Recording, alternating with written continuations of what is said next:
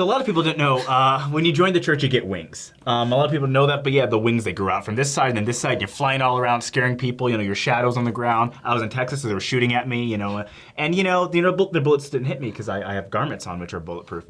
And so, when you become a Mormon, you really do become a new creature, a mythological creature. Mm-hmm. And, people who don't like us, we'll find you. We'll find you, and, we'll take care of you.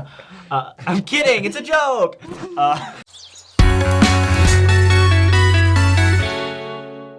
As you know, this is not Justin or Mimi or David or Ian or Shelly. This is my friend Jimmy, who's also my roommate, and this is my friend Tamu from Sistas in Zion. All three of us are converts. And first, let's talk about things we struggled with, like the struggling to understand new doctrine. Jimmy, did you have any struggles? So for me, the main thing was drinking tea, and I didn't actually have a problem with drinking tea. It was just like the cheapest, And they told me I couldn't, and I was like, really? Like, it's so cheap. But I don't know. I'm kidding. I didn't really struggle with that too bad. They just kind of told me about the word of wisdom while I was drinking tea. So it was just like... If I can't have my cozy chamomile, let me tell you. Exactly. But I don't know, in all seriousness, I didn't really struggle with anything. I mean, I was a little concerned with all the standard stuff at first, polygamy, but they explained it to me and... That we don't do it anymore. Yeah, we don't do it anymore. You will get kicked out of the church if you try to marry more than one woman. Yes. I was young and I didn't really know anything about Mormonism, and so my conversion came because I recognized the Spirit, and I felt that God told me to join this church. And so I didn't find out about anything doctrinal until really after I joined. I just joined because it was a spiritual conversion. And I think that the thing that I struggled with the most was, it wasn't really doctrinal, it was the language of Mormons, like fireside and steakhouse. We're going to the steakhouse, like fireside, there's no fire. It's just another church meeting. The steak, we're going to meet at the steakhouse, there is no steak. Like, there's no food involved unless there are refreshments, and that's after church, after another meeting. Yeah, they're never that good. Sometimes they are, you don't know. Watery Powerade and almonds, it's just not that good. Oh, you must be a young single adult. Too, yes, I am a young single adult. When you get grown, it gets good. I am, no, I'm not. For me, the thing, I didn't actually struggle with much when I joined. I knew all the controversial stuff before, right? So Romney was running for president. Romney was running for president. This Book of Mormon musicals on Broadway. So I would just I know there's a bunch of controversial stuff. I know I'm gonna have to deal with it. But I didn't really have any struggles. I think I struggled to understand some of the Book of Mormon, one, because a lot happens in it. I struggled to understand a lot of the language. Actually, I didn't know that a ward was a congregation. I thought a ward was a building, and so I kept calling, we're going to go to that ward. And my friend Paige was like, actually, the wards are the congregations, not the buildings. She didn't say it like that, but she's going to watch this, so I'm saying it like... She said, Paige was like, actually, Kwaku, the ward is a building. Batman out. No, she didn't, but she's going to watch and get angry. Please say stop smoking. Number one. When we had to choose different media to watch, was that difficult? Only a little bit. I enjoyed watching shows like, I don't know, Family Guy and stuff like that, which isn't wrong. I chose to stop doing that because I also had to clean up my language. And as a lot of you may know, that show helped me clean up your language. So I just kind of had to stop. And it was a little tough at first, but it was definitely worth giving it up, I think. What I love about this gospel is there's always going to be a ton of people who want to correct other people. Like, you're not doing this right, or you're not doing that right, or you need to have a testimony of this. But I love the whole idea of line upon line, precept upon precept. So the things that I have a testimony in, I have a strong testimony in those things. And I think that as I'm living fully the things that I have a testimony in, then those other things will come. I grew up listening to rap music, hard rap, all kind of rap, crazy rap, real crazy rap. But as I grew spiritually in the gospel, and I actually went to seminary, graduated seminary, all that stuff. But as I grew spiritually in the gospel, those things, I had less of a desire to want to listen to those things. And so I think that it's for the converts out there, you don't have to just start doing everything all at once. There's some things that you're going to want to do immediately, and there's some things that you want to give up immediately. But I just think it's line upon line, precept upon precept. You don't have to have a testimony in all things taught through the LDS Church immediately. Yeah, I didn't really listen to any music that was like bad. But movies, I watch my rated R movies. So Kwaku's really late for a date, which gives me a chance to touch on this. When you're a convert and you join at 18, 19, everyone loves you, all right? He has like 3 dates a day. It's hilarious. But if his date is watching, just kidding. No. If he's on a date when No, this comes it's about outside. time this comes out. He does this every day.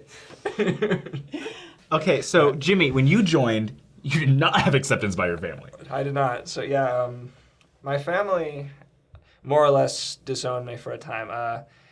It was not until my father passed, actually, that my mom grew to accept a little bit. She was able to see how I carried myself and explained a lot more what we believe and how it's just kind of so much happier. And she was able to see just kind of how much more able I was to accept the situation than some of my siblings who are pretty worried that my dad might have gone to hell. So it was nice to be able to comfort them with that. And then a lot of my friends as well, they're all Baptists and Catholics, and all they know about is the polygamy, and they're like, you're going to marry like 10 women, and so they stopped talking to me. But it's hard, but then I think you'll definitely come to realize, even if you have to give a lot of stuff up, it's more than worth it for the joy that comes with the gospel. Sacrifice brings forth the blessings of heaven. Yeah. Absolutely. Does it though? Like Yes. Yes. Yes, it does. I believe that sacrifice brings forth the blessings of heaven. But I will say this: I am somebody that I can empathize and even sympathize with people whose family they're upset and they're angry about them joining the church. And even, especially those people that were taught in the gospel that you give up this family and you're going to gain this ward family. But what happens when you don't get the ward family? So now you just have no family. And I think that it's almost idealistic to think that everybody is going to have this great experience and this great, welcome in. Because sometimes it's not like that. Sometimes you just give up your family and you don't get anything. And I think but like you said, we're giving up the family to have this blessing in heaven. And it boils down to, where your conversion came from. Did you join the church because you had great missionaries or you thought the missionaries were beautiful, attractive, cute, whatever? Or did you join the church because of the gospel? And when you join because of the gospel, I think that it's really difficult to, for me, there were times where I struggled in the church and I wanted to be like, I'm done. But because of the thing that brought me into the church was the spirit, then I can't deny that spirit. And so I think that to just be like, oh, this is what you get. Sometimes you don't get that. But are you okay with not getting that? What if it never comes? What if you always feel alone? And your family never accepts you, then is the gospel going to be enough? I think, so just kind of building off of that, I definitely agree with what she said. When I was baptized, I was 19. It was a family ward, but then the following January, just about 6 months after I got baptized, they decided to open up a YSA branch where I lived, and I got treated like garbage in that branch. It was really hard for me. And there were times where I did consider... it's like, what if I just stop going? It's like, this happens to me at home and it happens to me here. Is this really worth it? And when it came down to it, there was a reason for all of it, I think. And what ended up happening was my brother had surgery, and I had to stay a little closer than my ward was. So I went to a ward that was closer to me than the YSA branch, and I ended up meeting some really great people, and I was very lucky in that sense. Some of them are just some of the best friends I've ever had, but it's not always going to be that easy. But I just think it's so important to remember that there's a reason for everything that you go through, that Heavenly Father has a plan for all of it, and that if you stick with it, something good will come out of it. A lot of good will come out of it. Absolutely. You're so positive. Of course. I know a lot of you are watching who have just joined the church, and you know that you're looking up a hill and it's a lot of walking. But I'm promising you, when you get to the top of the hill, you're going to look back down and realize it was all worth it. The Lord has been guiding you up the entire time. You may expect something when you join the LDS church, and that thing may not happen. You may expect a great ward family. You may expect to be immediately happy. You may expect to get better looking. You may expect a lot of things that they don't happen. But other things will happen. The Lord gives you the blessings you need to accomplish His purposes, which will accomplish the purposes that are best for you. And so you have to go forward in faith, and you have to trust that that's going to happen to realize the blessings. It may not always be the way you think, but the best is in store for you. Amen. You're absolutely right. All right, now all you have to do is like 3 Mormons on Instagram, Twitter, and Facebook. Click the notification bell to be notified when videos come up. And Sistas in Zion, Facebook and Twitter and Instagram too, I think. Facebook, Twitter, Instagram, and also YouTube. We don't have YouTube. really a whole lot of stuff on YouTube, but we're there. They're there. And read their book, Diary of 2 Mad Black Mormons.